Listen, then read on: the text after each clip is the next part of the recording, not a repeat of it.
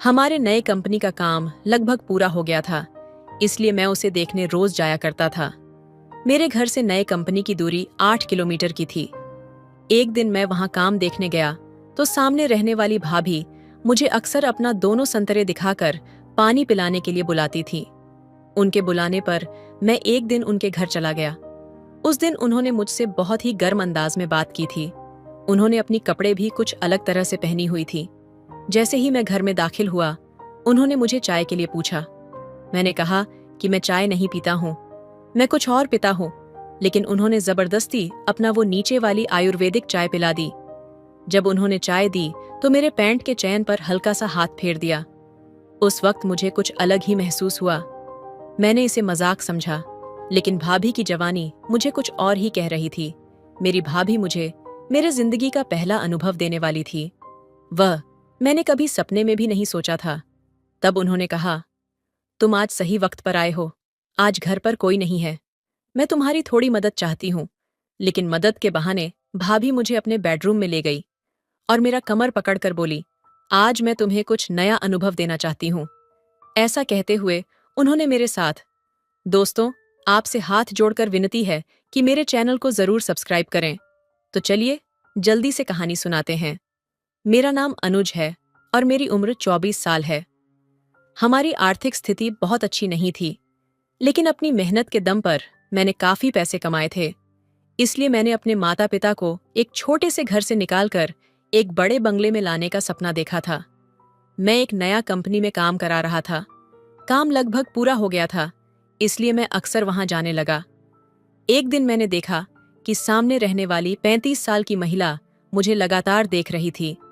मैं अपने काम में व्यस्त था, लेकिन जब भी मेरी नजर पड़ती, मुझे महसूस होता कि वो मुझे निहार रही है। एक दिन उसने इशारे से मुझे बुलाया।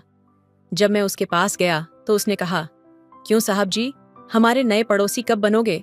तुम्हारे कंपनी का काम कब तक पूरा होगा? इस तरह से हमारी जान पहचान हो गई। उसका नाम प्रिया था। मैंने उसे पहली बार भाभी कहकर बुलाया। प्रिया मुझे बार बार देखती रहती थी। हमारे घर के सामने ही उसका घर था, लेकिन वह बहुत साधारण था। उसका रहन सहन भी बहुत साधारण था। वह हमेशा साड़ी में रहती थी, क्योंकि हम भी कुछ दिनों बाद वहां रहने वाले थे। मैं उससे कभी कभी बातें किया करता था, क्योंकि वह हमारी पड़ोसी थी।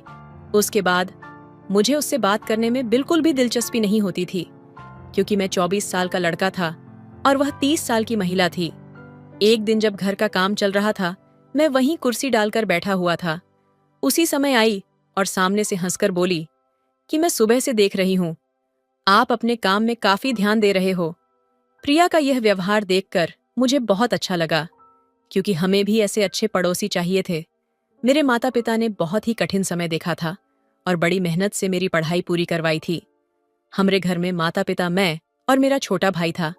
मेरा छोटा भाई 18 साल का था। हाल ही में मैंने उसका एडमिशन दूसरे शहर के कॉलेज में करवाया था। अब वह भी कॉलेज जाने लगा था। नए बंगले के काम के बारे में घर में किसी को जानकारी नहीं थी। जैसे ही मेरी पढ़ाई पूरी हुई, मैंने एक जगह नौकरी शुरू की और कुछ ही महीनों में नौकरी करते हुए मैंने अपना खुद का बिजनेस खड़ा किया। उस बिजनेस से कम समय में मुझे अच्छा मुनाफा हुआ और उसी के कारण मैं आज अपने बंगले का काम करवा सका। मैं अपने माता पिता के लिए बहुत खुश था और भाई की पढ़ाई भी अच्छी चल रही थी। बीच बीच में मैं उससे मिलने उसके हॉस्टल जाया करता था। एक दिन मैं अपना घर का काम देखकर और काम का अंदाजा लगाकर मैं वहां से निकलने लगा। तभी मैंने देखा कि प्रिया अपने घर के दरवाजे पर खड़ी होकर मेरी ओर देख रही थी। जब मेरी नजर उस पर पड़ी तो मुझे उसकी नजरों में कुछ अजीब सा महसूस हुआ, क्योंकि वह मुझे प्यार भरी एक अलग ही नजर से देख रही थी। तभी उसने मुझे उंगली उठाकर हिलाकर हाथ दिखाया। मैंने उसे बाएं कह दिया और वहां से निकल गया। प्रिया का यह व्यवहार मुझे समझ नहीं आ रहा था, क्योंकि हमारी इतनी पहचान भी नहीं थी। फिर भी जब भी मैं वहां जाता, वह मुझसे बात किए बिना नहीं रहती थी। हर बार वह मुझे चाय नाश्ते के लिए बुलाती, लेकिन मैं किसी न किसी बहाने से उसे टाल देता था। कुछ दिनों बाद जब मैं अपने नए घर को देखने जा रहा था, तब जोरदार बारिश शुरू हो गई। बारिश इतनी तेज थी कि मुझे गाड़ी के सामने कुछ भी नहीं दिखाई दे रहा था। धीरे धीरे मैं घर के पास पहुंचा। तब सामने का दृश्य देखकर मुझे बहुत बड़ा झटका लगा, क्योंकि बंगले की दीवार पानी में बह गई थी। निर्माण अभी कच्चा था, इसलिए बारिश का प्रहार उसे सहन नहीं हो पाया। हुए नुकसान को देखकर मैं बहुत निराश हो गया था। जोरदार बारिश के कारण वहां के मजदूर भी चले गए थे। तब मैं बंगले की आड़ में जाकर खड़ा हो गया। बारिश बहुत तेज हो रही थी, इसलिए मुझे वापस घर जाने के लिए बारिश कम होने का इंतजार करना पड़ा और मैं वहीं खड़ा रहा। काफी समय हो गया, लेकिन बारिश कम होने का नाम नहीं ले रही थी। ऐसी स्थिति में क्या करना है, ये मुझे समझ में नहीं आ रहा था। उस समय मैंने घर पर फोन लगाया, लेकिन नेटवर्क ना होने की वजह से फोन नहीं लग रहा था। कुछ समय इंतजार करने के बाद अचानक मैंने सामने देखा तो प्रिया मेरे सामने थी। प्रिया हाथ में छाता लेकर सामने से आ रही थी। शाम का समय था और बारिश की वजह से काफी अंधेरा हो गया था। प्रिया एक हाथ में छाता और दूसरे हाथ में टॉर्च लेकर धीरे धीरे मेरी ओर आ रही थी। तब टॉर्च की रोशनी में मैंने उसे देखा। उस हल्की रोशनी में प्रिया कुछ अलग ही दिख रही थी। उस समय उसने साड़ी नहीं पहनी थी, बल्कि मॉडर्न कपड़े पहने हुए थे। उसके होठों पर लाल रंग की लिपस्टिक थी। सोनिया का यह रूप मैंने पहले कभी नहीं देखा था। उसे देखकर मैं बस उसे निहारता ही रह गया। उसके पास जो छाता था वह उसके हिसाब से थोड़ा छोटा था, इसलिए उसका शरीर थोड़ा भीग गया था। उसका भीगा हुआ रूप देखकर मेरी नजरें उसके प्रति बदलती जा रही थीं। ऐसी खूबसूरत महिला मैंने पहले कभी नहीं देखी थी। तभी प्रिया मेरे पास आकर मेरा हाथ पकड़कर बिना कुछ कहे मुझे अपने घर की ओर ले जाने लगी। तब मैं बिना कुछ कहे बस उसके पीछे पीछे चलने लगा। वह आगे चल रही थी और मैं पीछे से उसका पिछवाड़ा निहार रहा था। मेरी नजरें उसकी अंदर की हर चीज पर जा रही थीं। मैंने कभी किसी महिला को इस तरह से नहीं देखा था। आज मुझे क्या हो रहा था पता नहीं। प्रिया का वह रूप और उसका रूप का साथ दे रही बारिश जोरदार तरीके से मेरे मन पर असर कर रही थी। मेरा दिल बेचैन होने लगा था। मैं खुद पर काबू नहीं रख पा रहा था। मेरे पूरे शरीर में गुदगुड़ी हो रही थी। ऐसा लग रहा था मानो मैं किस नशे में खो गया हूं। तभी प्रिया ने मुझे आवाज दी। उसकी आवाज सुनकर मुझे होश आया। उसने कहा, मोहन, तुम ऐसे इतनी बारिश में क्या कर रहे हो? इतनी तेज बारिश में इस तरह रुकना ठीक नहीं है। तब मैंने उससे कहा कि मैं बारिश का कम होने का इंतजार कर रहा था, क्योंकि मुझे घर जाने में बहुत देर हो गई है।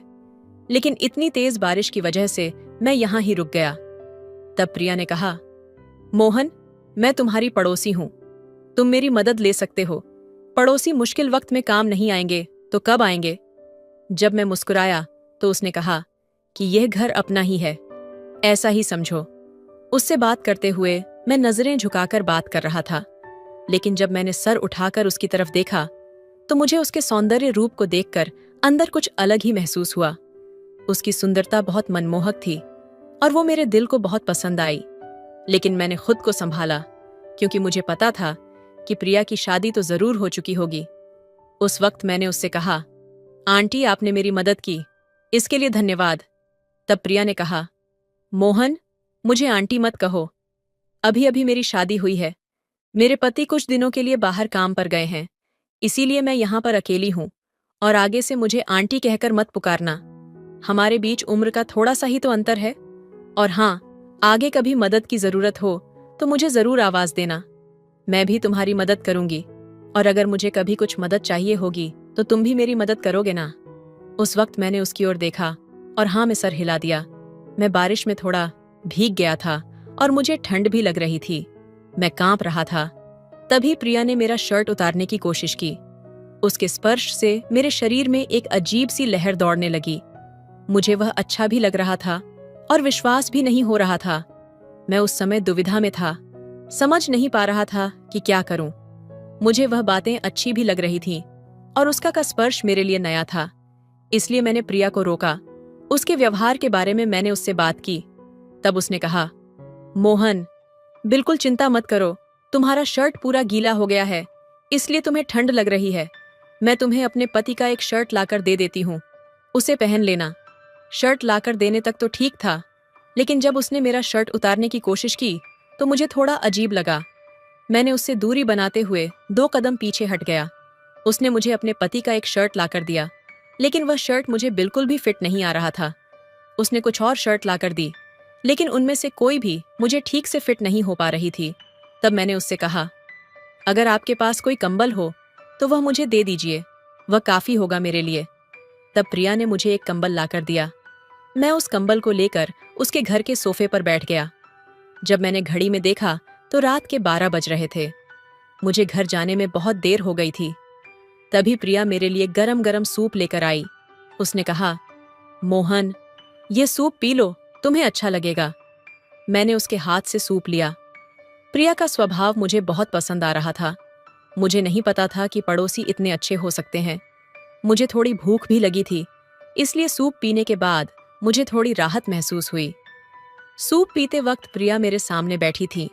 मेरा ध्यान बार बार उसकी ओर जा रहा था। उसकी सुंदरता देखकर मैं पूरी तरह से बेचैन हो गया था। इसी दौरान प्रिया ने मुझसे कहा, मोहन, अब तुम्हें घर जाने में काफी देर हो जाएगी, इसलिए आज की रात तुम मेरे पास ही रुक जाओ। और हाँ, किसी भी चीज की चिंता मत करो, मैं तुम्हारा पूरा ध्यान रखूंगी। प्रिया के एक एक शब्द अब मेरे कानों में जैसे मधु की तरह पड़ रहे थे, क्योंकि उसकी आवाज बहुत मीठी थी। उसे देखकर मुझे ऐसा लग रहा था कि मेरी पत्नी भी उसकी तरह ही होनी चाहिए। उस समय जब मैं यह सब सोच रहा था, प्रिया मेरे पास आई।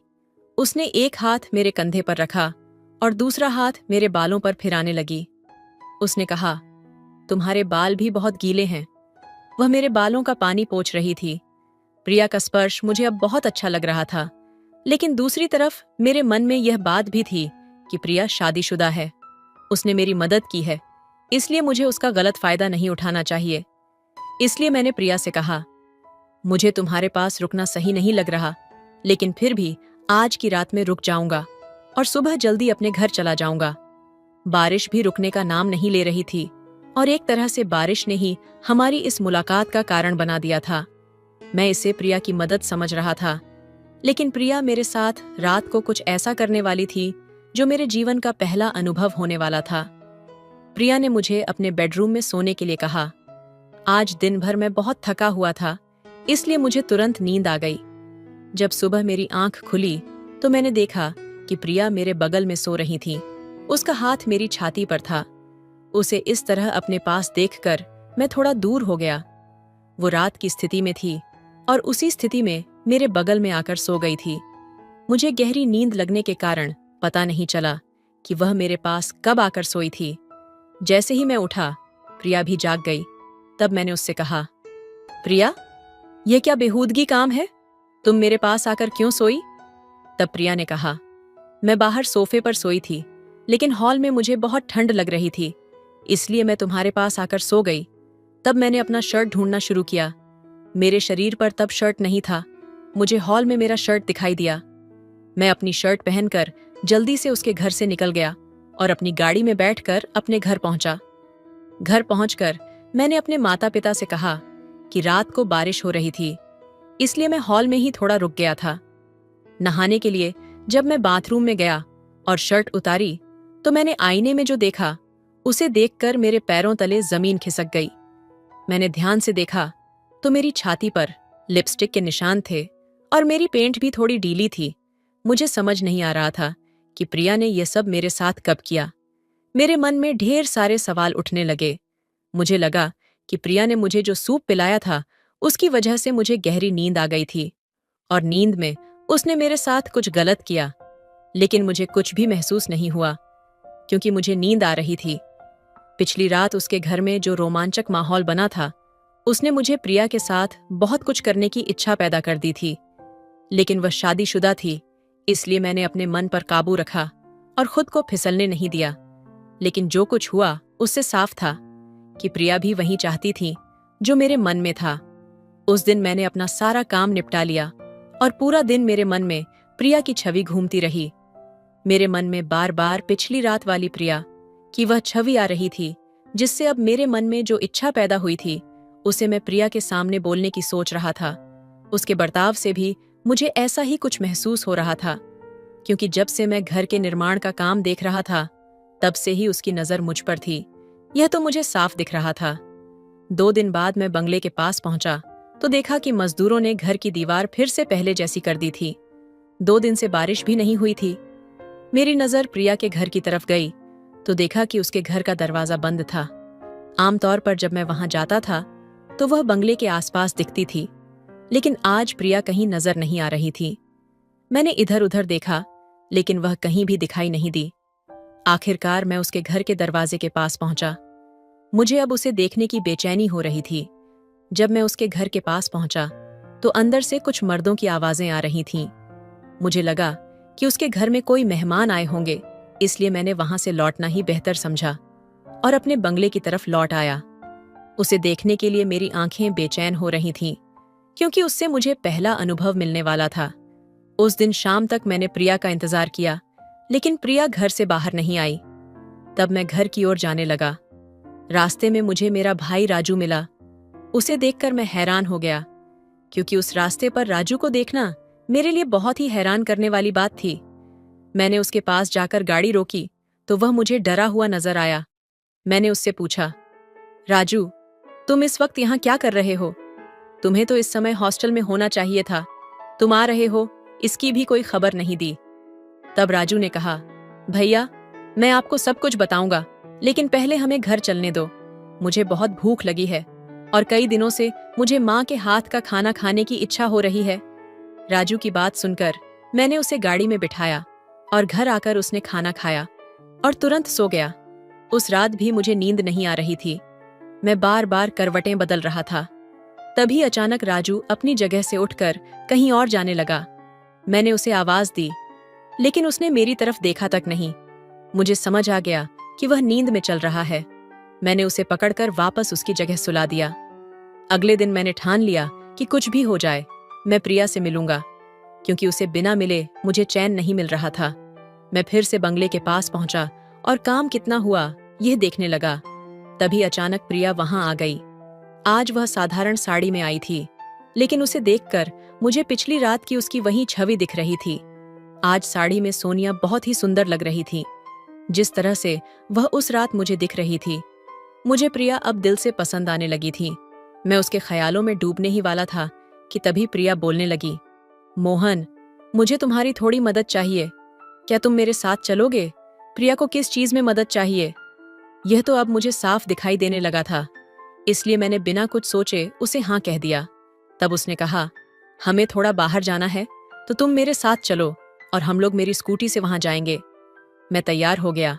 कुछ देर बाद प्रिया तैयार होकर आई, और जब वह तैयार होकर आई तो मैं उसे देखता ही रह गया। मैं उसके साथ स्कूटी पर बैठा और हम निकल पड़े। कुछ समय बाद हम एक चौल के पास पहुंच गए। वह चौल काफी बड़ी लग रही थी। मैंने प्रिया से पूछा, प्रिया, तुम मुझे कहाँ लेकर आई हो? तब प्रिया ने कहा, मेरे घर के पास मेरी थोड़ी इज्जत है, इसलिए मैं तुम्हें यहाँ लेकर आई हूँ। यहाँ मेरी एक सहेली का कमरा है। प्रिया मुझे कमरे पर ले जाने वाली थी, यानी आज मेरे मन में जो इच्छा थी वह 100% पूरी होने वाली थी। यही सब सोचकर मैं उसके पीछे चल पड़ा। स्कूटी से उतरकर प्रिया चलने लगी और मैं उसके पीछे जा रहा था। चौल के एक कोने में एक कमरा था। प्रिया उस कमरे में गई और मैं भी अंदर चला गया। कमरे में देखा तो वहां एक बिस्तर था और उसके बगल में एक पानी का मटका रखा था। तब प्रिया बिस्तर पर जाकर बैठ गई। कमरे की हालत देखकर मुझे लग रहा था कि वहां बहुत अंधेरा और शांति थी, लेकिन मेरा पूरा ध्यान एक ही चीज पर था और मैं उसे जल्द से जल्द अनुभव करना चाहता था। मैं बिस्तर पर बैठ गया।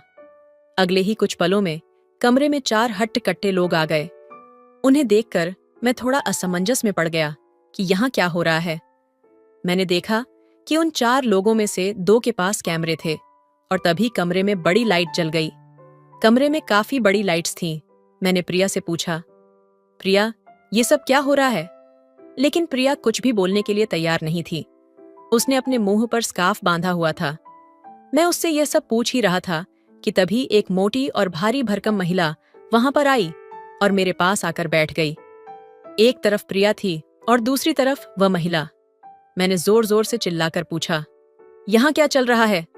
तब उन 4 में से एक ने कहा, तुम कितना भी जोर से चिल्ला लो, इस कमरे से बाहर कोई आवाज नहीं जाएगी। तब मैं समझ गया कि मेरे साथ कुछ बुरा होने वाला है। तभी उनमें से एक व्यक्ति ने एक बड़ा सा रामपुरी चाकू निकाला और मेरी तरफ बढ़ा दिया। उस समय मैं बहुत डर गया था। उस व्यक्ति ने कहा, अब तुम्हें वही करना होगा जो हम कहेंगे, नहीं तो तुम्हें अपनी जान से हाथ धोना पड़ेगा। मैं बहुत घबरा गया था। मुझे समझ आ गया था कि मैं गलत चीज में फंस चुका हूँ। मैंने अपनी इच्छा पूरी करने के लिए प्रिया का पीछा किया था, लेकिन यह बात अब मेरी जान तक पहुंच गई थी। इसके बाद प्रिया और उस महिला ने मेरे साथ अनुचित हरकतें करनी शुरू कर दी और कैमरे वाले लोग पूरा शूट कर रहे थे। मुझे समझ आ गया था कि मुझे फंसाया गया है। तभी कमरे का दरवाजा खटखटाया गया। जब दरवाजा नहीं खोला गया तो वह बाहर से तोड़ दिया गया। प्रिया पुलिस को देखकर बुरी तरह से डर गई थी। पुलिस ने उन सभी लोगों को गिरफ्तार कर लिया। यह एक गैंग थी जो महिलाओं द्वारा जाल में फंसावाकर कम उम्र के लड़कों से लाखों रुपए की मांग करवाती थी। प्रिया ने मेरे छोटे भाई के साथ भी यही किया था और वह इसका शिकार बन चुका था। इसलिए प्रिया को फंसाने के लिए हमने यह प्लान बनाया था। राजू ने मुझे उसके साथ हुई सारी बातें बताई थीं। उसने बताया कि हॉस्टल से घर आते समय प्रिया ने उसे भी अपने झांसे में फंसा लिया था। असल में प्रिया उसका असली नाम नहीं था।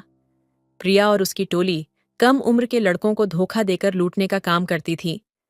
मैंने पुलिस को इस बारे में जानकारी दी और जाल बिछाकर उस टोली को गिरफ्तार करवाया।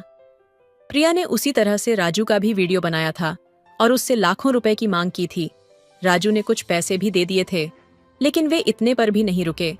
वह राजू को ब्लैकमेल कर रहे थे कि अगर उसने और पैसे नहीं दिए तो वह उसका वीडियो वायरल कर देंगे।